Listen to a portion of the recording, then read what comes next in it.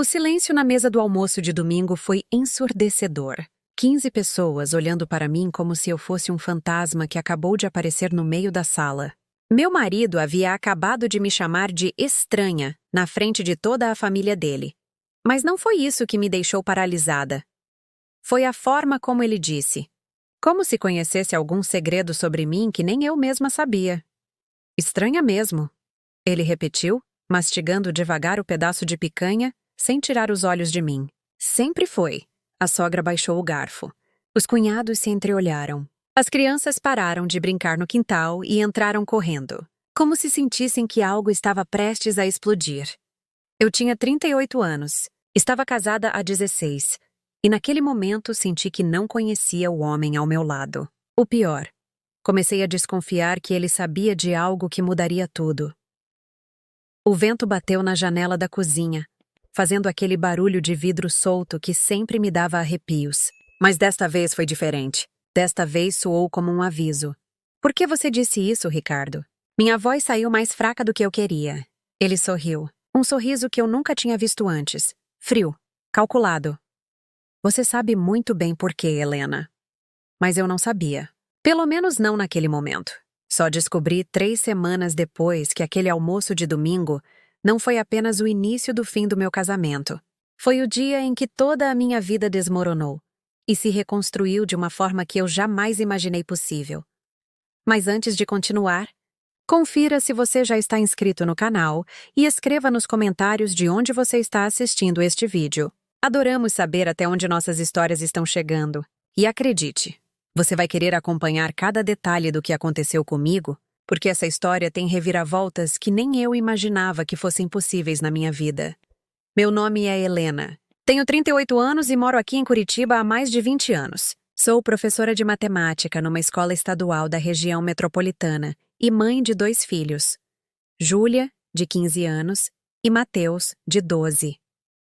Sempre fui uma pessoa organizada, daquelas que planeja tudo com antecedência. Faço lista para ir ao supermercado, marco os compromissos na agenda com 2 semanas de antecedência e nunca mesmo, saio de casa sem conferir se tranquei todas as portas. Talvez seja por isso que o que aconteceu comigo tenha sido tão devastador. Quando você constrói sua vida inteira em cima da previsibilidade, da confiança, da certeza de que conhece as pessoas ao seu redor, descobrir que tudo era uma mentira. Bom, é como se o chão sumisse debaixo dos seus pés. Ricardo e eu nos conhecemos na faculdade. Ele fazia engenharia, eu, matemática.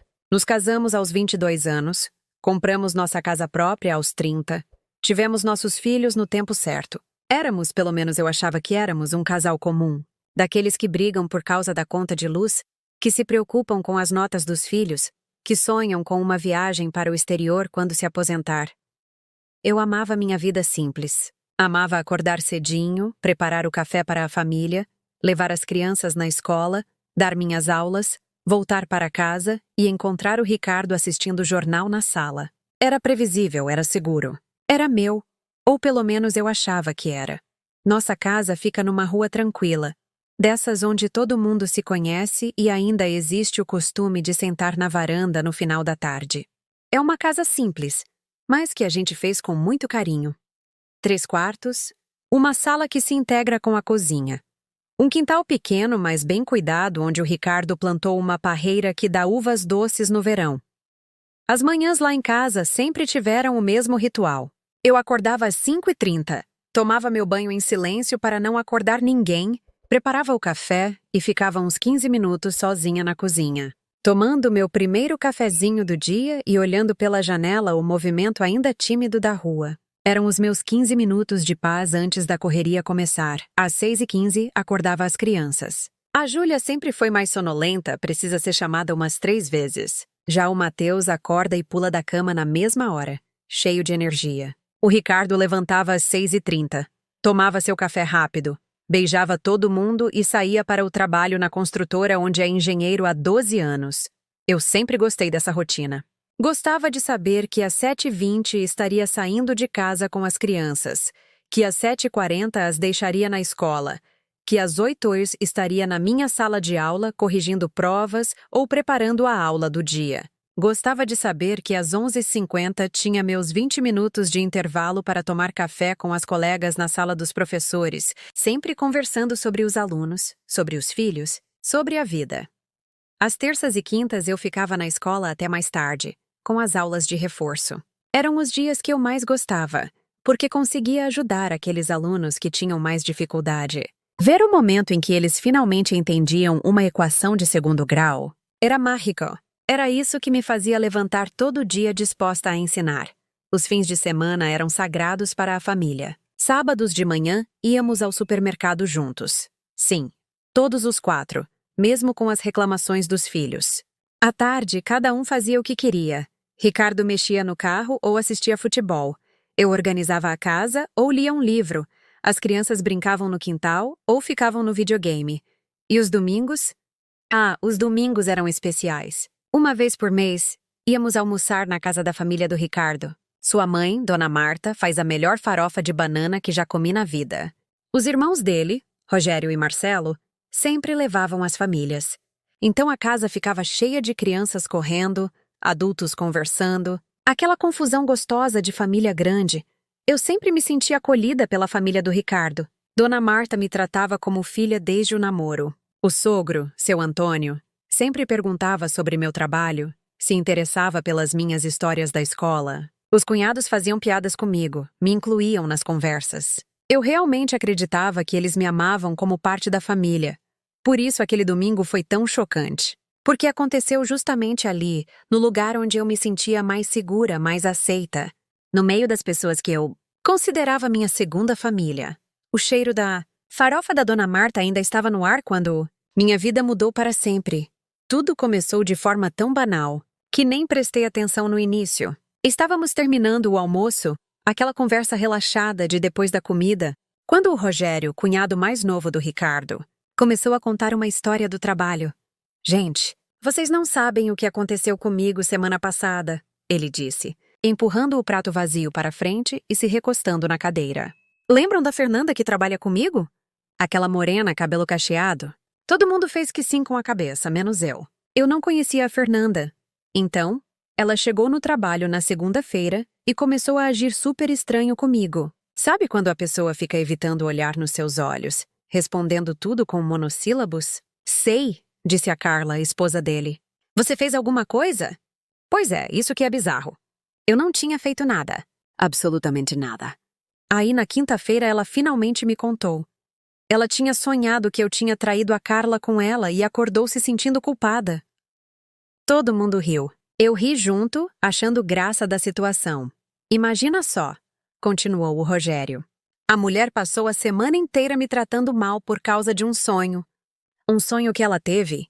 Foi aí que o Ricardo, que até então estava quieto, limpando os dentes com o palito, olhou para mim e disse: Pois é, tem gente que é estranha mesmo. Na hora, achei que ele estava concordando com a história do cunhado. Dei uma risada meio sem graça e continuei conversando com a sogra sobre a receita da farofa. Mas aí o Marcelo, o outro cunhado, emendou. É verdade. Tem gente que age estranho sem motivo nenhum. Do nada, sabe? E o Ricardo olhou diretamente para mim e repetiu. Estranha mesmo. Sempre foi. O tom era diferente agora. Não era mais sobre a história do Rogério. Era sobre mim. Por que você disse isso, Ricardo? A pergunta saiu da minha boca antes mesmo que eu pensasse. De repente, a mesa tinha ficado quieta. As crianças pararam de brincar no quintal e vieram para perto, sentindo que algo estava acontecendo. Você sabe muito bem por quê, Helena. Mas eu não sabia. Eu realmente não sabia. Olhei ao redor da mesa e vi todos os rostos me encarando com uma expressão que eu não conseguia decifrar. Era pena? Era desconforto? Ou era cumplicidade? Ricardo, eu não sei do que você está falando. Ele se levantou da mesa, guardou o palito no bolso da camisa e disse: Tá bom, Helena. Vamos para casa. E foi assim, no meio de uma conversa sobre sonhos e comportamentos estranhos, que eu comecei a perceber que havia algo muito errado na minha vida perfeita. A viagem de volta para casa foi feita em silêncio. Ricardo dirigindo com os olhos fixos na estrada, eu tentando entender o que tinha acontecido, e as crianças no banco de trás, sussurrando entre elas, obviamente sentindo a tensão no ar. Quando chegamos em casa, Ricardo foi direto para o quarto, trocou de roupa e saiu novamente. Vou na casa do João, disse, sem me olhar nos olhos. Volto mais tarde. João era o melhor amigo dele desde a adolescência. Eles se encontravam de vez em quando para tomar uma cerveja e assistir futebol. Era normal, mas naquele dia, pela primeira vez em 16 anos de casamento, eu achei estranho. Aquela noite não consegui dormir. Ficava repassando na minha cabeça a cena do almoço, tentando entender se havia alguma coisa que eu tinha perdido, algum contexto que me escapou. Mas por mais que eu pensasse, não conseguia encontrar nada que justificasse aquela reação do Ricardo. Na segunda-feira, tentei agir normalmente. Acordei no meu horário de sempre, preparei o café, acordei as crianças. Ricardo se comportou como se nada tivesse acontecido. Conversou sobre o trabalho, perguntou sobre os meus planos para o dia, beijou minha testa antes de sair. Por um momento, pensei que talvez eu tivesse exagerado na minha reação. Talvez ele realmente estivesse apenas concordando com a história do cunhado e eu que interpretei mal. Mas aí, na escola, aconteceu algo que me deixou ainda mais confusa. Eu estava na sala dos professores, corrigindo provas, quando a Susana, professora de português que trabalha comigo há 8 anos, se sentou ao meu lado. Helena, posso te fazer uma pergunta meio pessoal? Claro, Susana. Você está tudo bem em casa? A pergunta me pegou desprevenida. Como assim? Ah, não sei. É que nos últimos tempos você anda meio diferente. Mais quieta, mais distraída. E ontem você parecia preocupada. Susana, ontem era domingo. Nem nos vimos. Ela me olhou com cara de confusa. Helena, você não lembra? Você ligou para mim ontem de noite, umas 9h30, perguntando se eu achava que era possível uma pessoa mudar da água para o vinho sem a gente perceber. Eu senti um frio na espinha. Eu não tinha ligado para a Susana. Eu nem tinha o telefone dela. Nos falávamos apenas na escola. Susana, eu acho que você está confundindo. Eu não liguei para você ontem.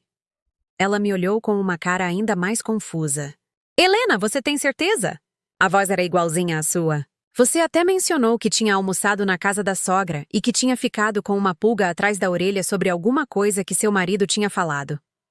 Meu coração disparou. Alguém tinha ligado para a minha colega de trabalho, se passando por mim, e falando sobre o que aconteceu no almoço de domingo? Susana, você tem certeza que era eu? Helena, eu conheço sua voz há 8 anos. Era você sim. Você estava meio nervosa, dizendo que às vezes sentia que não conhecia direito as pessoas com quem convivia. Perguntou se eu já tinha passado por isso. E o que você respondeu? Que era normal, né?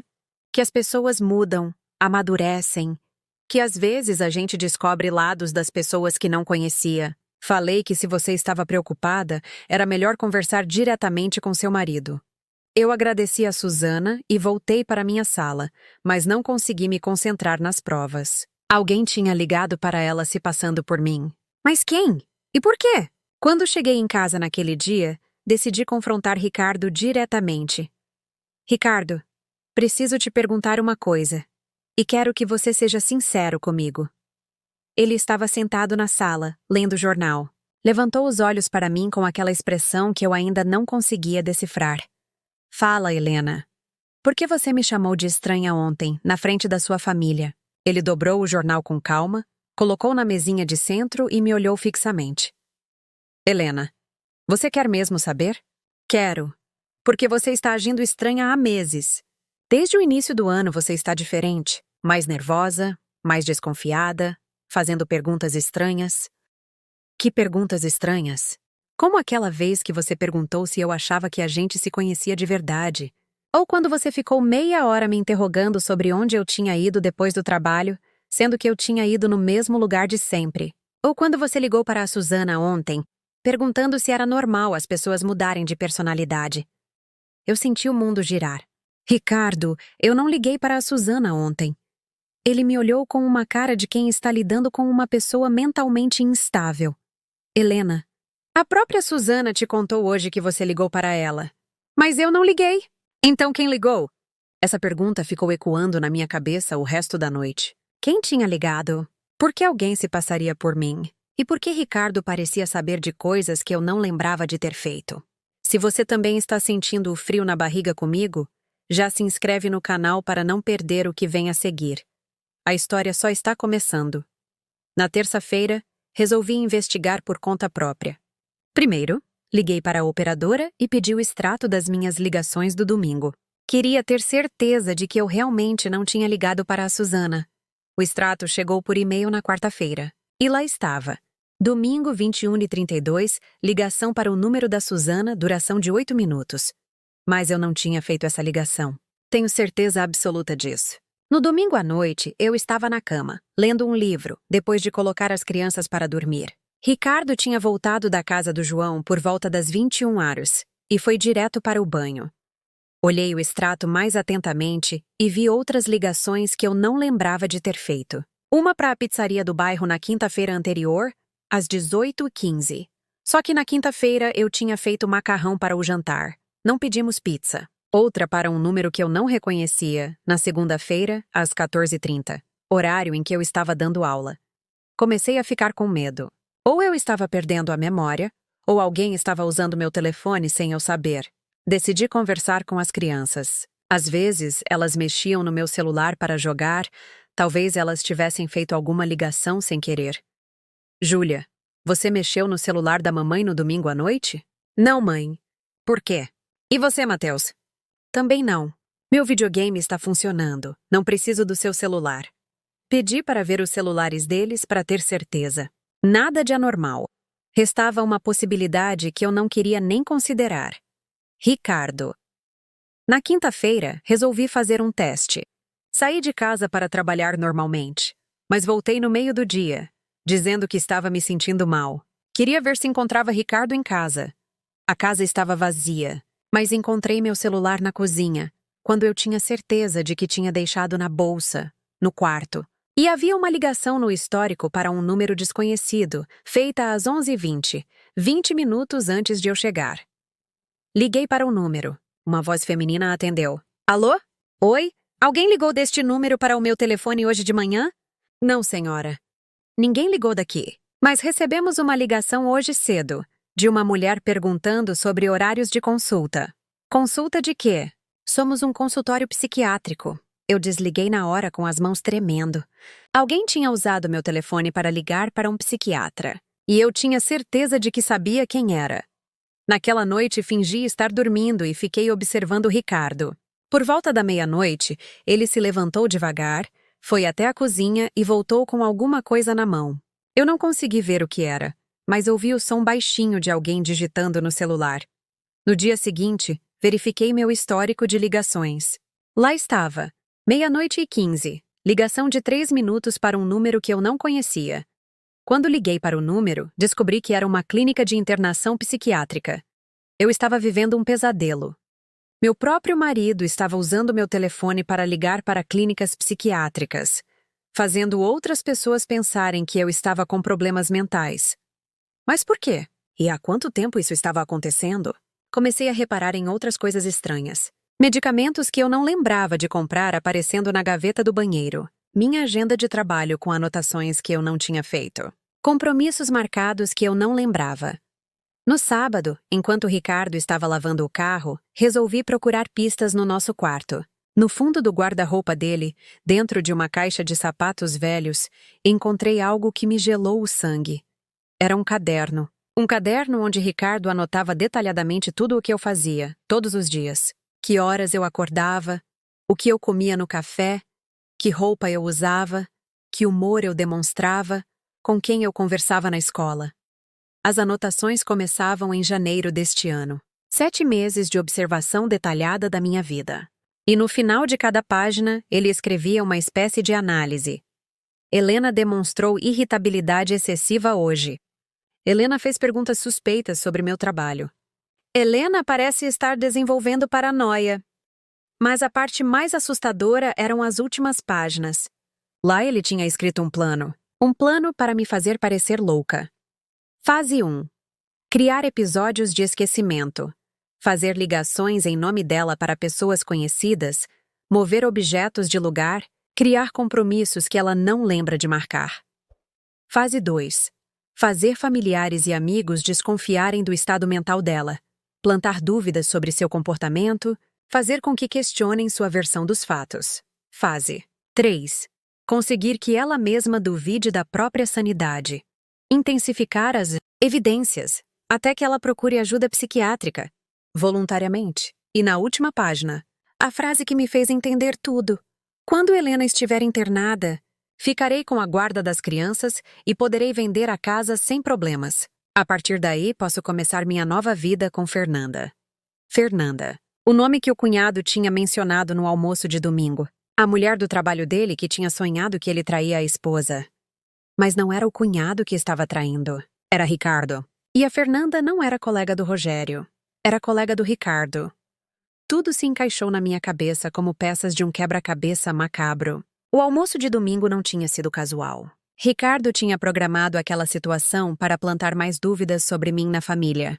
Por isso ele me chamou de estranha na frente de todos. E a família dele? Será que eles estavam sabendo do plano? E se você chegou até aqui, é porque está tão envolvido quanto eu. Então aproveita e se inscreve agora no canal para acompanhar cada reviravolta até o fim. Eu estava sentada no chão do quarto, com o caderno nas mãos, quando ouvi Ricardo voltando para dentro de casa. Rapidamente coloquei tudo de volta na caixa e fingi estar arrumando o guarda-roupa. O que você está fazendo, Helena? Ele estava na porta do quarto, me olhando com desconfiança. Organizando suas roupas de inverno. Está na hora de guardar as de verão. Ele ficou me observando por alguns segundos, como se estivesse tentando descobrir se eu estava mentindo. Tá bom. Vou tomar um banho. Enquanto ele estava no banheiro, peguei meu celular e fotografei todas as páginas do caderno. Precisava de provas do que estava acontecendo, mas agora eu tinha um problema maior. O que fazer com essa informação? Se eu confrontasse Ricardo diretamente, ele poderia acelerar o plano dele. Se eu contasse para alguém, quem acreditaria em mim? Ele já tinha plantado dúvidas sobre meu estado mental em várias pessoas. Decidi começar investigando a tal Fernanda. Se ela realmente existia, se trabalhava com Ricardo, se havia algo entre eles. Na segunda-feira, durante meu horário de almoço, fui até a construtora onde Ricardo trabalhava. Nunca tinha ido lá antes. Ele sempre disse que preferia manter trabalho e família separados. A recepcionista me recebeu com simpatia. Oi, você deve ser a Helena. Eu sou a Fernanda. A gente já conversou por telefone algumas vezes. Meu coração quase parou. Fernanda. Ela era a recepcionista da empresa. Ah, oi, Fernanda. Que bom te conhecer pessoalmente. Também. O Ricardo fala muito de você. Sempre comenta como você é uma esposa dedicada, mas que anda meio estressada ultimamente. Ele falava de mim para ela. E já estava preparando o terreno, fazendo ela acreditar que eu tinha problemas. Estressada? É, ele disse que você anda meio esquecida, confundindo as coisas. Até comentou que você ligou para uma amiga do trabalho outro dia e depois negou ter ligado. Disse que está preocupado que talvez você devesse procurar um médico. Eu senti o sangue subir para a cabeça, mas me controlei. Ah, o Ricardo se preocupa demais. Eu estou bem. Ele está aí? Não, saiu para uma vistoria. Mas você quer esperá-lo? Ele deve voltar daqui a pouco. Não, obrigada. Só vim deixar uma coisa para ele. Peguei um papel da minha bolsa e escrevi um recado qualquer. Mas enquanto escrevia, observei Fernanda. Ela era bonita, uns 10 anos mais nova que eu, solteira pelo que dava para perceber. E havia algo na forma como ela falava do meu marido, uma intimidade que me incomodou. Fernanda, posso te fazer uma pergunta? Claro. Você e o Ricardo são próximos? Digo, além do trabalho? Ela corou levemente. Bom, a gente conversa bastante. Ele é uma pessoa muito carinhosa, sabe? Sempre pergunta como eu estou, se preciso de alguma coisa. Às vezes a gente almoça junto quando você está ocupada com a escola. Almoçam junto? É, nada demais. Só colegas mesmo. Mas ele sempre fala de você. Diz que te ama muito, que só quer o melhor para você. Eu agradeci e saí de lá com uma certeza. Ricardo estava manipulando Fernanda também. Ela não sabia que estava sendo usada no plano dele. Naquela noite, fingi estar dormindo novamente. E lá estava Ricardo, levantando-se de madrugada para mexer no meu celular. Desta vez, consegui ver o que ele estava fazendo. Ele estava enviando mensagens para números desconhecidos, usando meu WhatsApp. Mensagens confusas, incoerentes, como se fossem de uma pessoa com problemas mentais. Uma das mensagens que vi ele digitando era para um número salvo como Doutora Mariana. Não aguento mais essas vozes na minha cabeça. Preciso de ajuda urgente. Por favor, me interne. Ele estava criando um histórico de mensagens que comprovariam que eu estava pedindo internação psiquiátrica por vontade própria. No dia seguinte, liguei para o número da tal doutora Mariana. Era realmente uma psiquiatra. E no meu WhatsApp, havia todo um histórico de conversas que eu não tinha tido. Segundo as mensagens, eu havia entrado em contato com ela há 3 semanas, relatando sintomas de depressão, ansiedade, paranoia e alucinações auditivas. E ela havia recomendado internação imediata. Ricardo não estava apenas tentando me fazer parecer louca. Ele estava criando evidências médicas que comprovariam isso. Eu sabia que precisava agir rápido. No ritmo que as coisas estavam indo, logo Ricardo conseguiria me internar de verdade. E aí seria impossível provar minha sanidade. Decidi que o próximo almoço de domingo na casa da sogra seria a minha última oportunidade. Se a família dele estava sabendo do plano, eu descobriria ali. E se não estavam, eles precisavam saber a verdade. Mas antes, precisava me proteger. Fiz cópias de todas as fotos do caderno e enviei para minha irmã, que mora em São Paulo, com uma mensagem explicando tudo. Também gravei um vídeo contando toda a história e salvei na nuvem. No sábado à noite, Ricardo estava mais carinhoso que o normal. Fez questão de preparar o jantar, cuidou das crianças, até me deu uma massagem nas costas. Você tem estado tensa, amor. Que tal procurarmos um médico? Só para ter certeza de que está tudo bem? Que tipo de médico? Não sei, um clínico geral.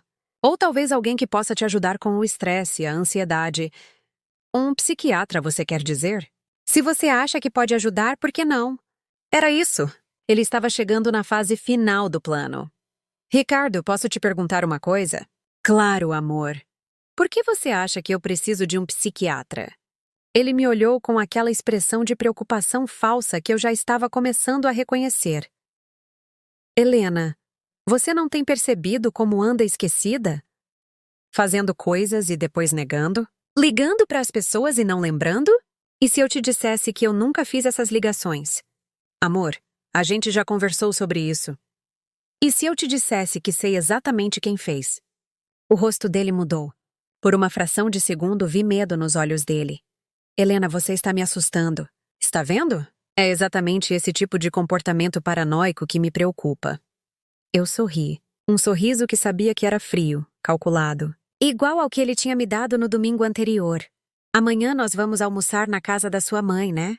Vamos, por quê? Porque eu tenho uma história muito interessante para contar para sua família. Domingo chegou, e eu estava preparada para a batalha da minha vida. Chegamos na casa da sogra como sempre fazíamos. Dona Marta me recebeu com carinho. Perguntou como eu estava, se precisava de ajuda na cozinha. O sogro me deu aquele abraço apertado de sempre. Os cunhados chegaram com suas famílias, as crianças começaram a brincar no quintal. Tudo normal, familiar, acolhedor. Como sempre foi. Durante o almoço, conversei normalmente sobre escola, sobre os filhos, sobre a vida. Ricardo estava visivelmente tenso, me observando como um falcão observa uma presa. Quando terminamos de comer e estávamos naquela conversa relaxada de sobremesa, decidi começar. Gente, posso contar uma história para vocês? Claro, Helena, disse Dona Marta. Você sempre tem histórias interessantes da escola. Essa não é da escola. É sobre um casal que eu conheço. Ricardo me lançou um olhar de aviso, mas eu continuei. Esse casal estava casado há muito tempo. Tinha filhos. Parecia ser feliz. Mas o marido se apaixonou por outra mulher. Que triste, disse a Carla, esposa do Rogério. Pois é. Mas em vez de pedir o divórcio ou conversar com a esposa, sabe o que ele fez? O quê? Perguntaram quase todos ao mesmo tempo. Ele decidiu fazer a esposa parecer louca. O silêncio na mesa foi imediato. Ricardo estava pálido. Ele começou a usar o celular dela para fazer ligações que ela não lembrava. Movia coisas de lugar para ela pensar que estava esquecendo. Contava para as pessoas que ela estava com problemas mentais. Helena? Ricardo tentou me interromper. O objetivo dele era fazer com que ela fosse internada numa clínica psiquiátrica. Aí ele ficaria com a guarda dos filhos, poderia vender a casa deles e começar uma vida nova com a amante. Helena, para com isso. A voz do Ricardo estava tensa, perigosa. Mas sabe o que é mais interessante dessa história? Continuei ignorando-o. A esposa descobriu tudo porque encontrou um caderno onde o marido anotava cada passo do plano. Peguei meu celular e mostrei as fotos que tinha tirado. Um caderno exatamente como este. O sogro pegou meu telefone e começou a ler. Seu rosto foi ficando cada vez mais sério. Ricardo, ele disse com uma voz que eu nunca tinha ouvido antes. O que é isso? Papai, não é o que parece. Não é o que parece. Dona Marta havia se levantado da cadeira e estava lendo por cima do ombro do marido. Ricardo, você escreveu aqui que ia fazer a Helena passar por louca? Vocês não entendem. Ela realmente está com problemas. Chega! A voz do sogro ecoou pela casa toda. Ricardo, como você pôde fazer uma coisa dessas?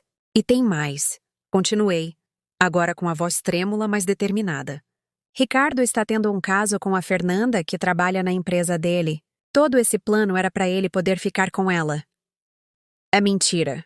Ricardo se levantou da cadeira bruscamente. Ela está delirando. Vocês estão vendo? É exatamente isso que eu venho tentando dizer para vocês. Ricardo, disse o Rogério com uma voz calma, mas firme. Se é mentira, por que você anotou tudo neste caderno? Eu estava documentando os comportamentos estranhos dela. Para mostrar para o médico? Mentira. Explodi. Você documentou seu próprio plano? Está escrito aqui que você fazia as ligações, você movia as coisas de lugar, você criava os compromissos. Peguei o telefone de volta e mostrei outras fotos. Olhem aqui. Fase 1. Criar episódios de esquecimento. Fase 2. Fazer familiares e amigos desconfiarem. Fase 3. Conseguir internação voluntária. Isso não é documentação de comportamento estranho. Isso é um plano premeditado. Dona Marta estava chorando. Ricardo, como você pôde fazer isso com a Helena? Com as crianças? E olhem o que está escrito na última página. Continuei com a voz quebrada pela emoção. Quando Helena estiver internada, ficarei com a guarda das crianças e poderei vender a casa. Poderei começar nova vida com Fernanda. O silêncio que se seguiu foi ensurdecedor. Até as crianças no quintal pararam de brincar, sentindo a tensão que vinha de dentro da casa. Ricardo me olhou com uma raiva que eu nunca tinha visto antes. Você não tinha o direito de mexer nas minhas coisas. Eu não tinha o direito? Levantei da cadeira, sentindo 16 anos de raiva e traição saindo da minha garganta. Você estava tentando me fazer parecer louca, Ricardo. Você ia me internar, separar as crianças de mim, destruir a minha vida e eu que não tinha direito. Você não entende. A Fernanda e eu. A Fernanda não sabe de nada, gritei. Ela pensa que é só uma colega de trabalho. Você estava usando ela também. Como você sabe? Porque eu fui lá, Ricardo. Fui na empresa e conversei com ela. Ela não tem ideia do que você estava planejando. Ele passou as mãos pelo cabelo, percebendo que tinha perdido o controle da situação. Vocês não entendem. Meu casamento com Helena acabou faz tempo. Eu não a amo mais. Mas ela nunca aceitaria o divórcio. Ela faria de tudo para ficar com as crianças. Então você conversava comigo.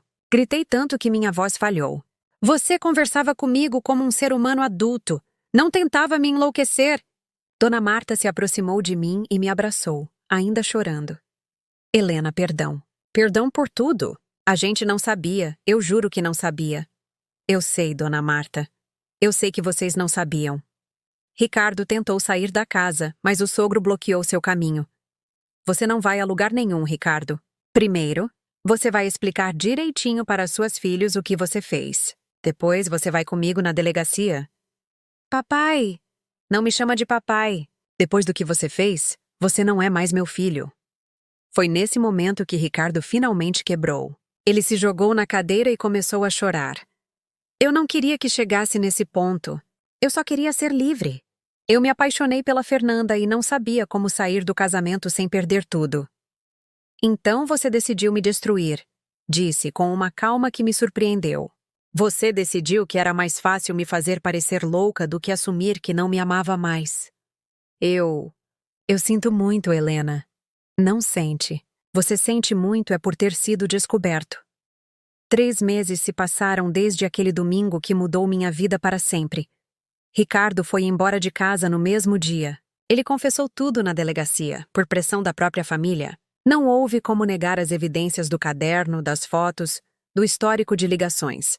O processo de divórcio foi rápido.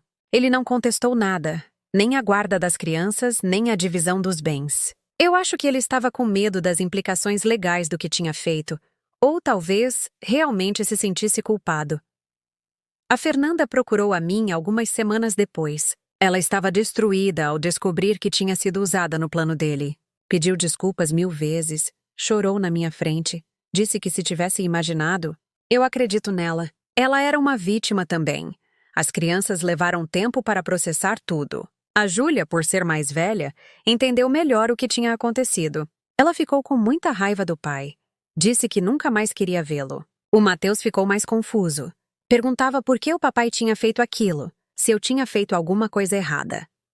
Foi difícil explicar para eles que, às vezes, as pessoas que a gente ama fazem coisas terríveis. Não porque somos ruins, mas porque elas têm problemas que não conseguem resolver de forma saudável. A família do Ricardo me surpreendeu. Dona Marta vem aqui em casa toda semana. Me ajuda com as crianças. Me trata como filha mais do que antes. Seu Antônio sempre pergunta se preciso de alguma coisa, se estou bem financeiramente. Os cunhados me incluem nos churrascos da família como se nada tivesse mudado. Você continua sendo nossa família, Dona Marta me disse um dia. O fato de meu filho ter sido um idiota não muda isso. Ricardo tenta manter contato com as crianças, mas elas não querem muito. A Júlia aceita almoçar com ele de vez em quando, mais por pena do que por saudade. O Mateus ainda está magoado demais.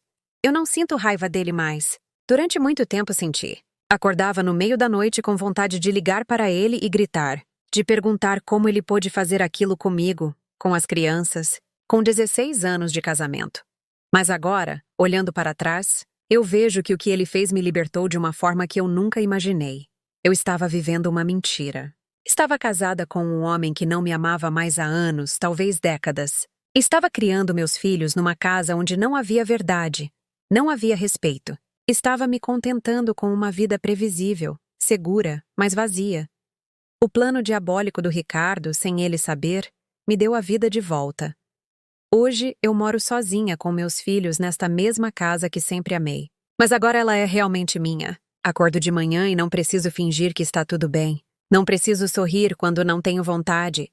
Não preciso fazer sexo quando não quero. Não preciso ouvir desaforos disfarçados de brincadeira. Voltei a estudar.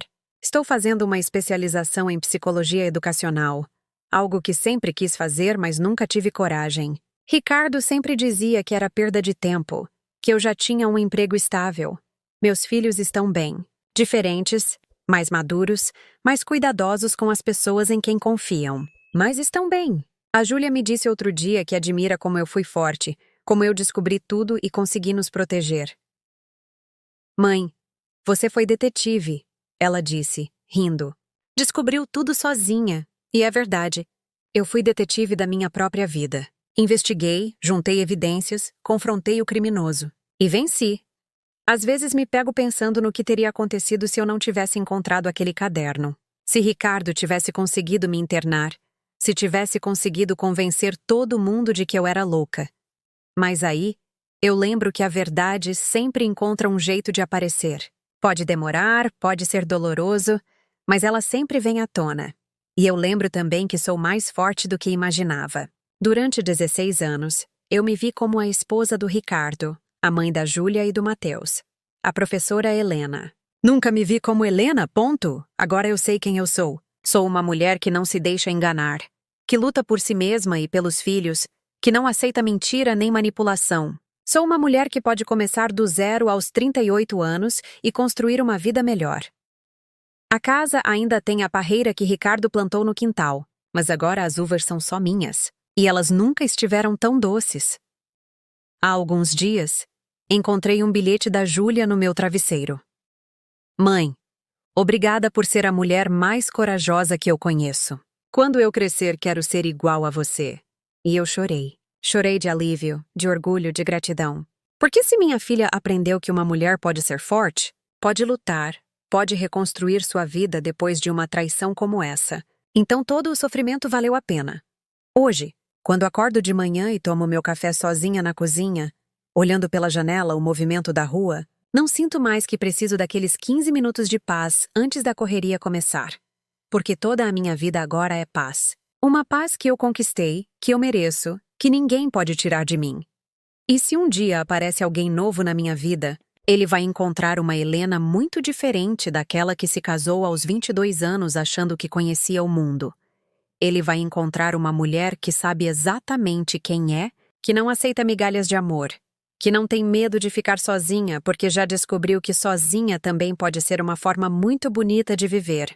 Agora, se você gostou dessa história, já clica no próximo vídeo que está aparecendo na tela, porque nele há uma história de traição e reviravolta como você nunca viu antes. E se você ainda não se inscreveu no canal, aproveita para se inscrever agora e ativar o sininho das notificações, porque toda semana temos histórias reais que vão te deixar grudado na tela até o último minuto. Obrigada por ter me acompanhado nessa jornada e até a próxima história.